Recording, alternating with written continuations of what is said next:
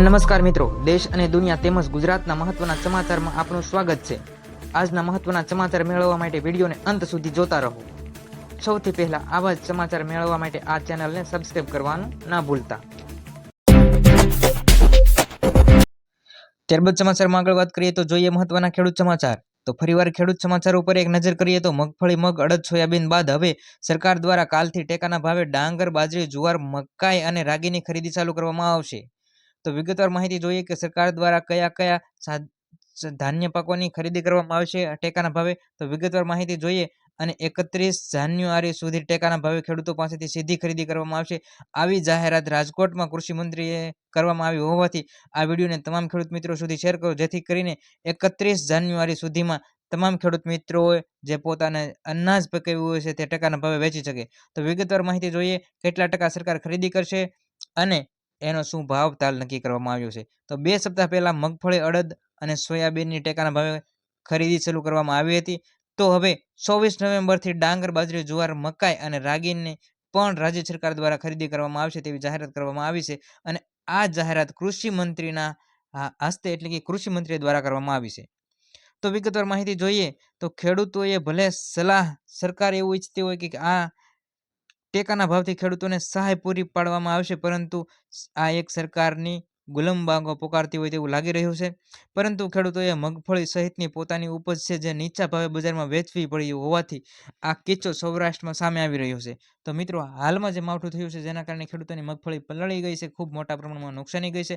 મકાઈ, કપાસ અને મગફળીના પાકોને ખૂબ મોટા પ્રમાણમાં નુકસાની ગઈ છે। તેથી કરીને પલળી ગયેલી મગફળીને સસ્તા કિંમતની અંદર ખેડૂતોએ મજબૂરીમાં વેચવી પડી છે।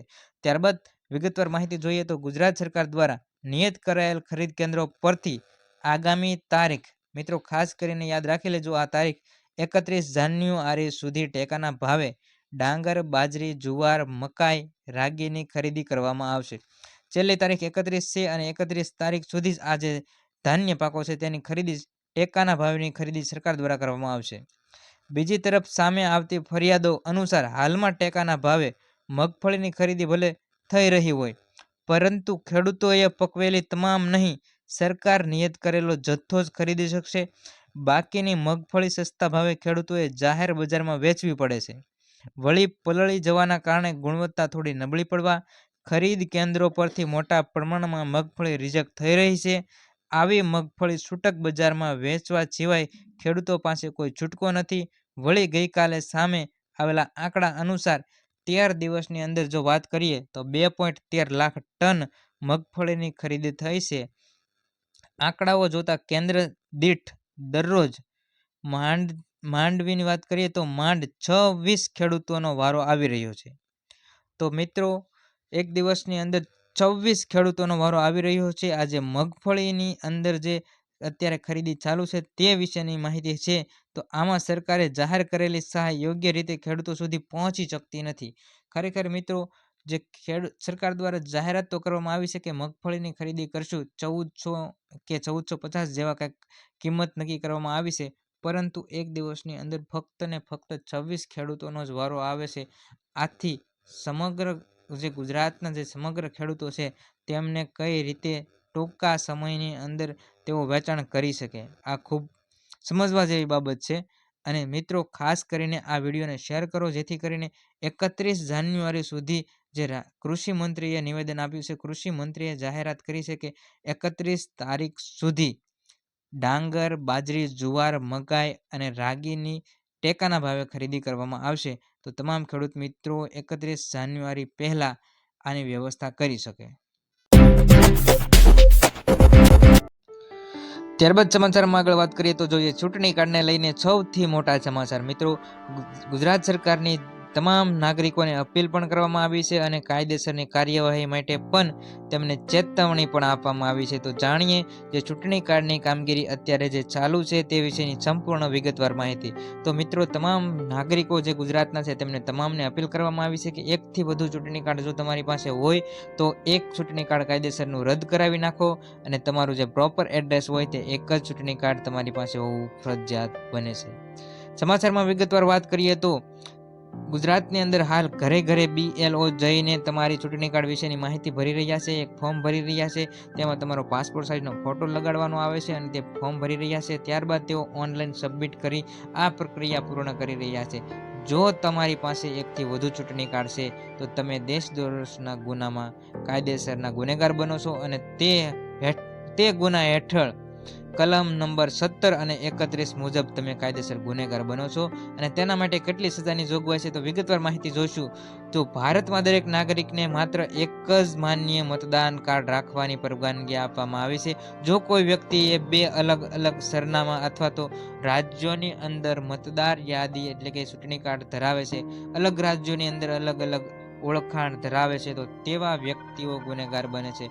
તો એ એક ગંભીર ગુનો માનવામાં આવે છે. આ કૃત્ય લોક પ્રતિનિધિત્વ અધિનિયમ કલમ 17 અને 31 તેમજ BNS ની કલમ 182 હેઠળ ગુનો બને છે, જેમાં 1 મહિનાથી લઈને 5 વર્ષ સુધીની જેલની સજા અથવા તો દંડ અથવા તો બંને થઈ શકે તેવી ભલામણો કરવામાં આવી છે, તેવી સજાની જોગવાઈ છે. તો મિત્રો, ગુજરાતના તમામ નાગરિકોને સાવધાન રહેવા માટે અપીલ કરવામાં આવી છે. જો તમારી પાસે એકથી વધુ ચૂંટણી કાર્ડ અથવા તો એકથી વધુ એડ્રેસ ધરાવતા ચૂંટણી કાર્ડ કે અલગ અલગ રાજ્યોના પણ ચૂંટણી કાર્ડ હોય તો તમે કોઈ પણ ચૂંટણી કાર્ડ રદ કરાવી શકતો. માત્ર ને માત્ર બંધારણ છે તે એક જ માન્ય ચૂંટણી કાર્ડ રાખવાની અપીલ કરવામાં આવે છે.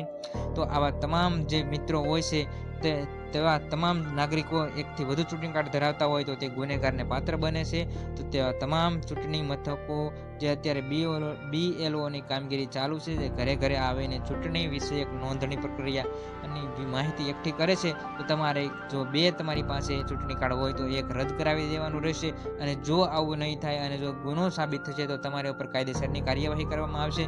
અને ત્યારબાદ વધુમાં વિગતવાર માહિતી જોઈએ કે જે BLO દ્વારા જે તમારા ઘરે ઘરે આવી અને અથવા તો પ્રાથમિક શાળા કેન્દ્રની અંદર જે ચૂંટણી કાર્ડને લઈને જે કામગીરી થાય છે, જો તમે તે ફોર્મ નથી ભર્યું તો તમારું ચૂંટણી કાર્ડ રદ થઈ શકે છે.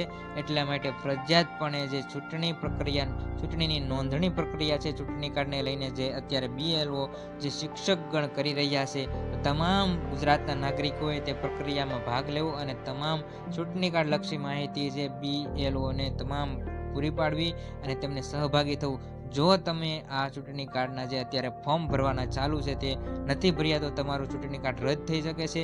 ત્યારબાદ તમારે નવા ચૂંટણી કાર્ડ કઢાવવાની પ્રક્રિયાની અંદર સંઘર્ષનો સામનો પણ કરવો પડી શકે છે.